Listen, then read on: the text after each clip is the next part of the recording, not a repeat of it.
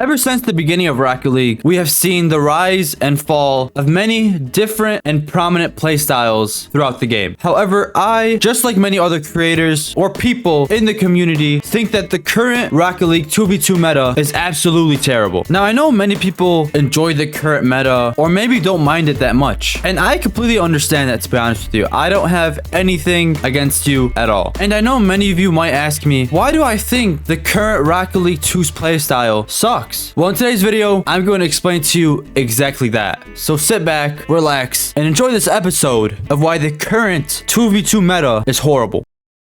Now, before we discuss why the meta is absolutely horrible right now, let's just talk about what exactly is the Rocket League 2's meta right now. Well, for players who don't know what it is, it's basically ball chase, demo, ball chase, slam the ball, early challenge, and then keep ball chasing again. I don't know who can explain it any better than that. That might have been the best explanation I have ever heard about the 2v2 playstyle, to be honest with you. But besides the point, this playstyle has had the same exact core to it for the past couple of seasons now. And I know many people absolutely love this playstyle because it works so well in some higher ranked lobbies, but in most lower ranked lobbies. Now, why exactly do I hate this meta? Well, here it is. It's the core of the meta that makes it super annoying. Ball chasing. Now, don't get the wrong idea. I don't hate when the other team consistently ball chases because I actually enjoy it more when the other team ball chases. I just strictly hate it because in most of my games, I'm barely able to either push forward or even get on the ball. And this isn't because of the opposing team consistently going after the ball. No, it's because I'll have some sort of teammates that consistently goes for the ball and leaves me back the entire game. And sure, maybe sometimes we end up winning the game, but 90% of the time, when you have a player on your team strictly ball chasing alone, you're going to lose. And that comes from strict experience and higher level lobbies. I think it's more of the idea that players think they can bring a play style from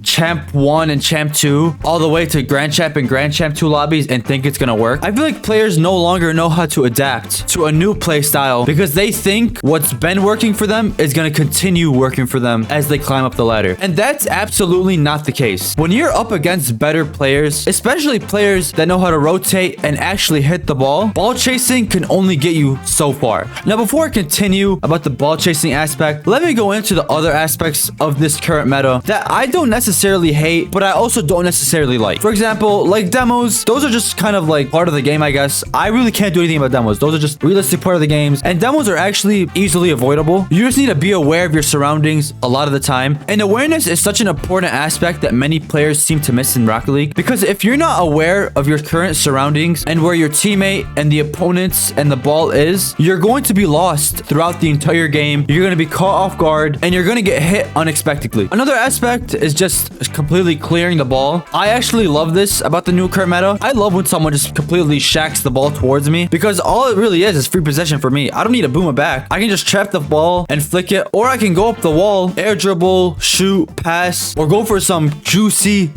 double tap. You know, that's just, I love that. I absolutely love that. And then finally, as for early challenges, all you really need to know for early challenges is the aspect of fakes. You need to know how to fake and low 50 very well because you will always win the ball on an early challenge, on a low 50, or on a tricky fake that they don't expect. So all it really takes to counter this meta is just getting good at low 50ing and faking, not panicking, not going when you don't need to, managing your boost, and recovering well. That's mainly what you need for this new meta. But the point I and many others are trying to make is that players seem to think that a meta used in either Champ 1 or Champ 2 will work in a low Grand Champ or high Grand Champ lobby. And players need to understand that is not the case. It will not work. The way players play in Grand Champ versus in Champ, people might think it's not as different because it's only a 1 rank difference, but oh boy, it is much different. And everyone in Grand Champ can vouch for me that it is very different than playing in a Champ lobby. And not because necessarily it's harder or more difficult, but more because there's more on the line in a Grand Champ lobby than there is in a Champ lobby. Now, this might be controversial, I'm about to say, but nowadays Champ is kind of like the back in the day Plat. bots. It's very saturated with a dense amount of players, and it's no longer as rewarding to hit champ and sit in the rank for a while. I might be biased towards this because I'm a grand champ, but as for grand champ, you have a whole name tag on the line. And seeing that you're just in grand champ, it just gives you this feeling of accomplishment, if that makes sense. And by no means is this a rip on champ players, because I know many champ players that 100% deserve a grand champ rank, but I also understand how difficult it is to get through champ. Not because of the difficulty of champ, but more because who you end up getting matched with in champ. But coming back to my point of 2v2s, I can't only blame the meta for why players, as they progress, think they can play the exact same way. Sometimes you also have to put the blame on teammates. Now, I'm not a big believer of only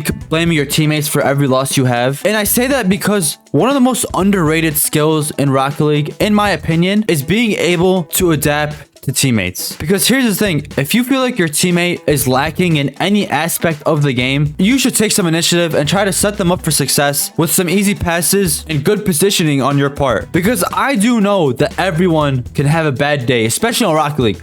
I understand the bad days on Rocket League. And don't get me started with the bad days on Rocket League, because I hate the bad days on Rocket League. Now, I know for many players, it's hard to develop trust in twos within one match because you never know what you're going to get. However, if you or your teammate plays and uses this meta to the T, you or your teammate need to be able to adapt to them as well as possible. Because here's the reality. At the end of the day, everyone's going to play a set way whether you like it or not. Now, one thing I do want to say is that in every twos match though, there's usually a smarter player and then there's a dumber player. And what do I mean by this? Well, the dumber player is usually the guy who ball chases, demos, slams the ball, and then ball chases again. And the smarter player is usually the guy that sits back and lets him do what he wants. Now, if you're that smarter player, you need to play to your teammate's strengths. You need to be able to play and adapt to how your teammate's playing. If your teammate is consistently ball chasing, you need to play more passively and try not to be up as much as possible. And I know that's very, very difficult and it's easier said than done, because I know every player in Rocket League just wants to touch that ball and hit it, but you need to play according to your teammates. You only have 5 minutes to get a win, and if you can't adapt to him as quickly as possible, you're going to lose the match. Now, of course, I don't only have negative things to say about this playstyle, because here's the thing, from the 4 things I mentioned earlier, demos, slamming the ball, early challenging, and ball chasing, I'm also a big believer in how a teammate plays twos is often reflective how you are playing. Because demos, yeah, they're part of the game, we're just gonna have to deal with that. Clearing the ball often, there are times where it's a good strat, but then there are other times, which is most of the time, where it's just a straight turnover and a pretty stupid idea if you ask me. Now, early challenging, I understand why many players do this, because realistically, why would you let someone set up for a shot, right? If I'm rotating back and I see my opponent makes a mistake and my teammate isn't close enough, I'm going to cut rotation challenge. Now, does this always work? No, but as long as it works more often than not, I understand why players do this. Now, as for ball chasing, I see no excuse for people. I see no excuse for how someone does this, because ball chasing is not a reflective of how your teammate's playing. It's a reflective of how the match started off. And I feel like many people confuse this because ball chasing occurs when there's 2 incompatible playstyles playing with each other. And that's why I say the smarter player needs to play more passively, less aggressively, and more to his teammates' strengths. But I'm going to give the ball chasers an excuse to use if they're ball chasing. Here's the thing. If I turn to rotate back and you aren't in position to take over, I'm going to cut rotation and keep pressure on. Now, if I'm in their corner trying to dig the ball out only to see you sitting on our net, why would I rotate out? Now, this excuse doesn't always work, and I understand kind of the aspect of it, but what I don't understand is the origin of it. And what do I mean by that? I said it earlier, I'm going to say it again. Ball chasing is not reflective of how your teammate is playing throughout the match. It is a reflective of how the match started off. If you start off ball chasing, you are going to continue ball chasing throughout the entire match, because as soon as you start ball chasing, your teammate is going to play more passively, because I'm sure the smarter teammate knows if he goes up, you are vulnerable to a counter attack or an open net if he misses the ball. But anyways, boys, I hope you guys enjoyed. Don't forget to like, sub, and comment down below, and I'll see you on the next one.